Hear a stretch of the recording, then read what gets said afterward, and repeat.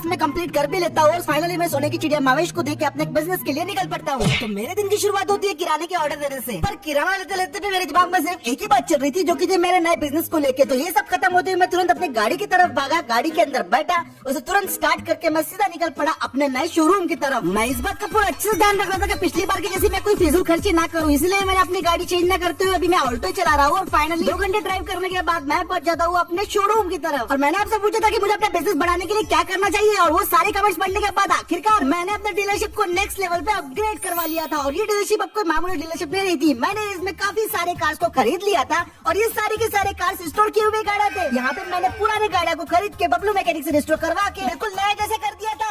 और अब मैं इनको ज्यादा कॉस्ट पे बेच के अच्छे खासा प्रॉफिट कमा सकता था। अब थोड़ी देर बाद डीलरशिप ओपन करने का टाइम आ गया था। अब मैं थोड़ा सा नर्वस था, मैं सोच रहा था कि फिर से उतने गाड़ियां सेल होंगी भी कि नहीं होंगी। लेकिन जैसे मैं डीलरशिप ओपन की, धीरे धीरे हमें कस्टमर्स आने फिर से शुरू हो गए। और थोड़ी देर के बाद भाई सब कस्टमर्स का पूरा मजमुआ बन गया था। जितने भी लोग हमारे डीलरशिप में आए थे वो अच्छे से हमारी कार्स को चेक कर रहे थे। और भाई साहब उन्हें लग रहा था कि बिल्कुल नए जैसे। गाड़ियां बेचने के हमारे पास 2 स्ट्रॉन्ग फैक्टर थे। सबसे पहले तो इनकी कीमत काफी ज्यादा कम थी, दूसरी बात इनके ऊपर टैक्स भी कम था, और तीसरी बात ये कहीं से भी पुराने कार्स नहीं लग रहे थे। इनका इंटीरियर से लेकर एक्सटीरियर बबलू मैकेनिक ने इतना बढ़िया मॉडिफाई करवाया था कि किसी को भनक तक नहीं हो रही थी कि पुरानी एक्सीडेंटल कार्स है। तो इस वजह से पहले इंप्रेशन में लोगों को मेरी डीलरशिप काफी ज्यादा पसंद आने लग गई थी। इतने सारे कस्टमर्स देख के मैं खुश हो गया था, लेकिन अभी तक किसी ने गाड़ी खरीदी नहीं थी। पर थोड़ी देर के बाद एक बंदा आता रहा, मुझे बोलने लगता है, सुनिए भाई, मुझे भी XUV 700 परचेस करनी है, कब तक मिल जाएंगी?